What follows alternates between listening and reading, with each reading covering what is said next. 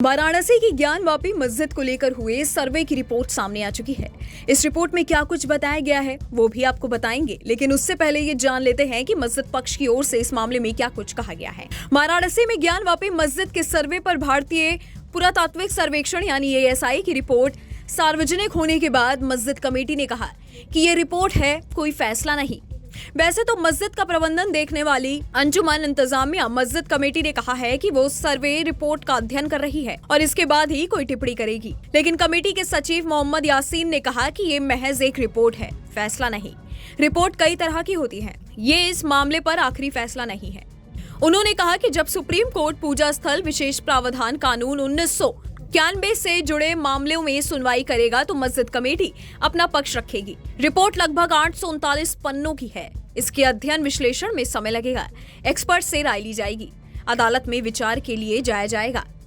दूसरी तरफ हिंदू पक्ष के वकीलों ने दावा किया है कि रिपोर्ट में ये बताया गया है कि मस्जिद परिसर में पहले से मंदिर था और मस्जिद इसी के अवशेषों पर बनाई गई थी। वहीं इस मामले में ASI ने कहा कि मौजूदा ढांचे के निर्माण से पहले वहां एक हिंदू मंदिर था। आपको बता दें कि वाराणसी जिला अदालत ने पिछले साल जुलाई में ASI को मस्जिद परिसर का सर्वे करने का निर्देश दिया था।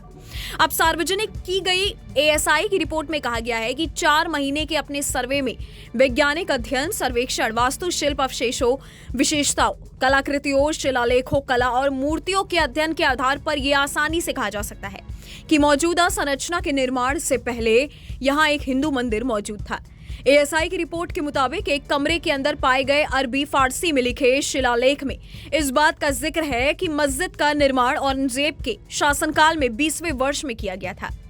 इसलिए ऐसा प्रतीत होता है कि पहले से मौजूद संरचना को 17वीं शताब्दी में औरंगजेब के शासनकाल के दौरान नष्ट कर दिया गया था और इसके कुछ हिस्से को बदलकर मौजूदा संरचना में इस्तेमाल किया गया था।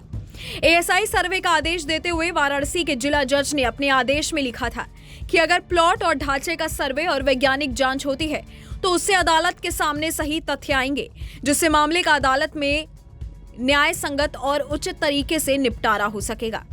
कोर्ट ने अपने आदेश में लिखा कि ASI ऐसे तरीके से सर्वे करेगा जिससे कोई टूट फूट ना हो।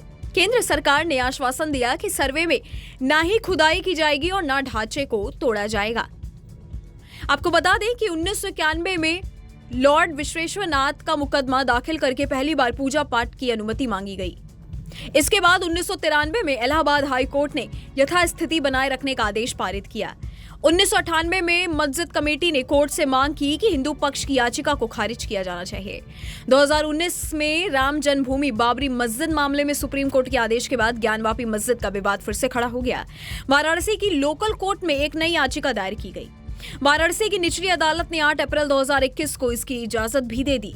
मस्जिद कमेटी और यूपी सुन्नी वक्फ बोर्ड ने इसे इलाहाबाद हाई कोर्ट में चुनौती दी। हाई कोर्ट ने कहा कि जब 1991 की याचिका लंबित है तो फिर इस तरह का आदेश कैसे दिया जा सकता है। इस मामले में एक मोड़ तब आया जब विश्व वैदिक संस्थान संघ से जुड़ी 5 महिलाओं ने 2021 में याचिका दायर कर मांग की कि ज्ञानवापी मस्जिद काशी विश्वनाथ परिसर में स्थित मां श्रृंगार गौरी स्थल पर उन्हें पूजा करने की इजाजत दी जाए। इसी याचिका पर कोर्ट ने मस्जिद परिसर के भीतर सर्वे कराने का आदेश दिया, जिसे लेकर इस समय विवाद चल रहा है। इस वीडियो में फिलहाल इतना ही। बाकी देश और दुनिया की तमाम बड़ी खबरों के लिए आप देखते रहिएगा न्यूज़ नेशन।